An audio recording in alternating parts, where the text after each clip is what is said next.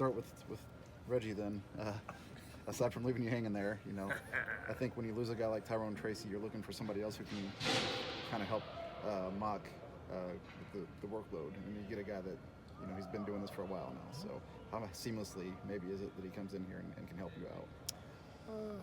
End of the day, you got another starting Big Ten running back, right? He's different than Tyrone, but the attributes that he does have, he fills a role. He's kind of a combination of Dylan, who's no longer here, and Tyrone. Reggie catches the ball much more naturally than I expected. He has a lot of the same leadership qualities as Tyrone. He's got the energy and the juice, and then he's just done the job. Last year we were training Tyrone to find out if he could, which obviously he's a tremendous athlete and he figured it out. Reggie's proven. And I think from my standpoint, it's just giving him the love and support that he needs to be the best version of himself, right? And him coming in and just having an open mind, like, we already got one of the Big Ten's best running backs in Deon Makabe. And, is he cool with me being a part of that? Like, absolutely. This is who we are. It's going to take more than one. And last year set the tone. So for Reg, he saw an opportunity to get coached and to try to elevate himself and to challenge himself. But it was pretty seamless, man. Like he's happy, and I think there's something to be said about that. And there's a degree of comfortability because of his relationship with Coach Patterson as well. So.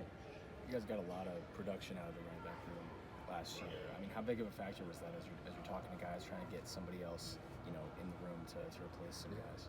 Well, ultimately, we're an air raid offense or a form of it. But the good air raid offenses run the ball.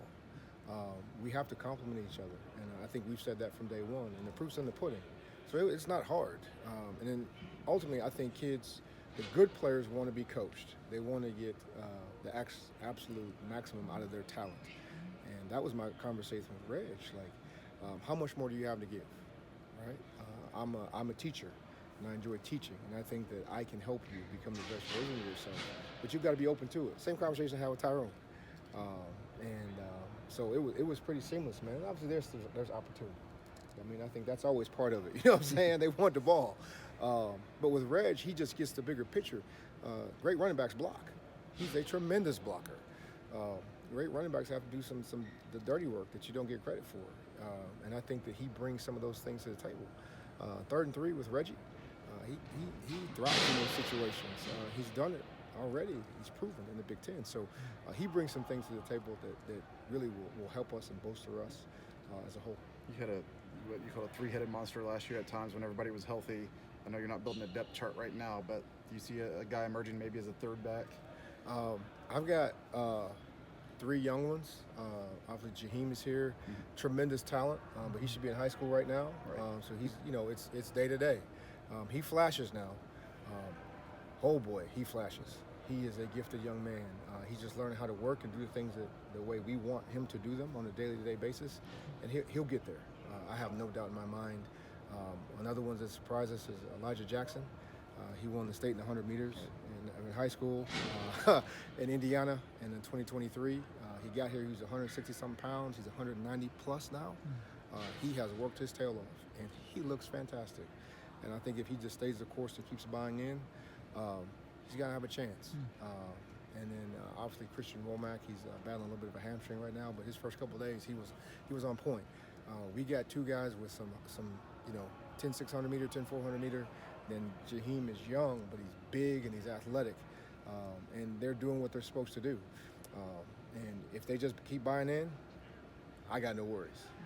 Ultimately, it's up to them how bad they want it, but they're doing a great job. I'm half smiling here. I can't give y'all all the information, but I'm very confident that we'll be just fine.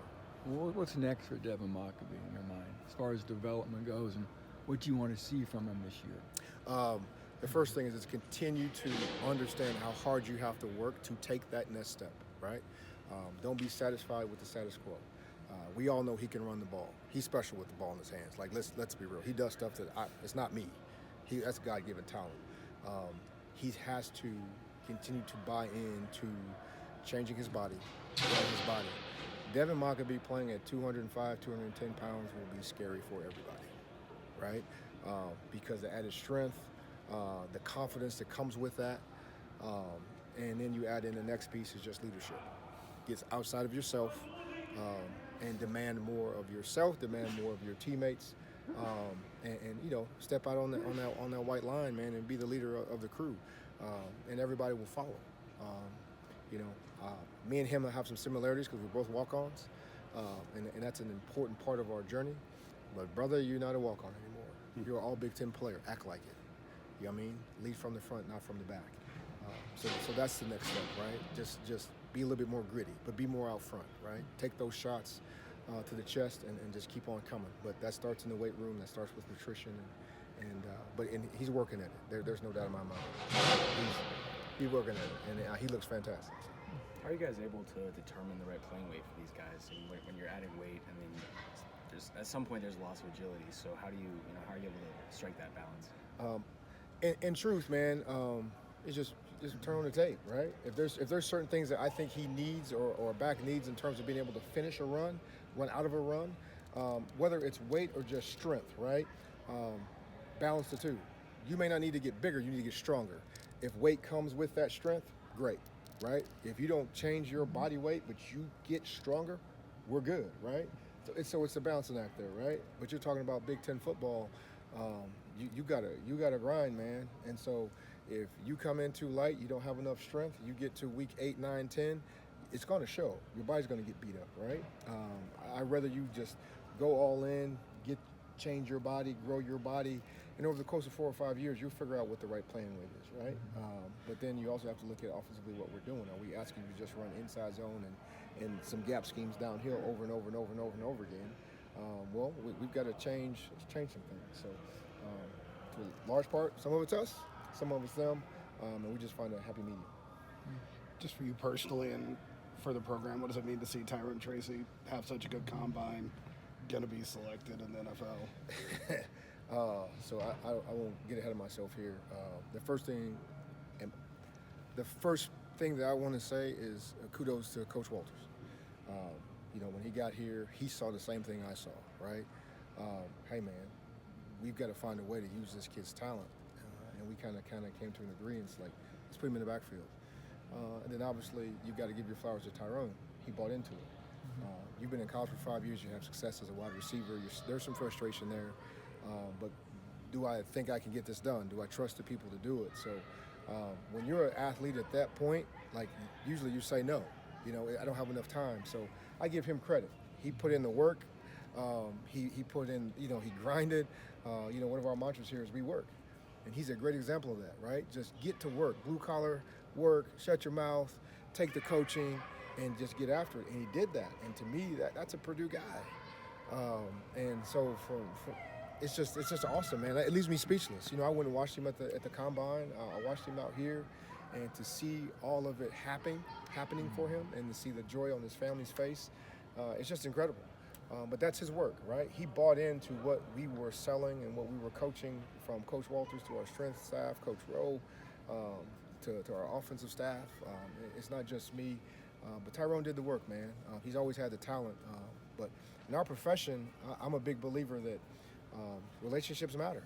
And if you can get a kid to believe in himself above and beyond, and believe in his teacher, believe in his coaching, and be willing to sacrifice, and it goes both ways. I have to be willing to do the same thing for him, and it all comes together, man. That's just an awesome thing to see.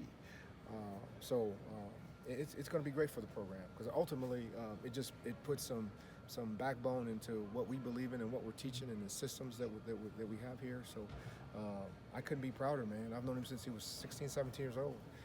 I couldn't be prouder just to be a part of his journey. So. Back when you played, I think there was a lot of guys that came in here that were under-recruited that turned into NFL stars. So I guess when you get a guy that can do that, does that trickle down and, hopefully become a staple of the program? Is like, hey, we can turn you into what you want to be. You just have to. Well, absolutely, man. Because from a recruiting standpoint, you can show them from the start to the finish. We have proof of what we do here works, right? We're going to shoot for the moon and get the best quality players we can, whether it's out of high school or the transfer portal. But when you can show a kid how we got you better, whether it was 9 months with Tyrone, over the course of 2, 3, 4 years with a kid that comes out of high school, that speaks something about your program, right? It's not just, hey, we say we're a developmental program. The proof's in the pudding. Can you really do it, right? Great example is Ryan Kerrigan. We were talking about him today, and I was here as a GA when he got here. He wasn't highly recruited, but if you watch the film and you watched him in camps, he practiced so hard.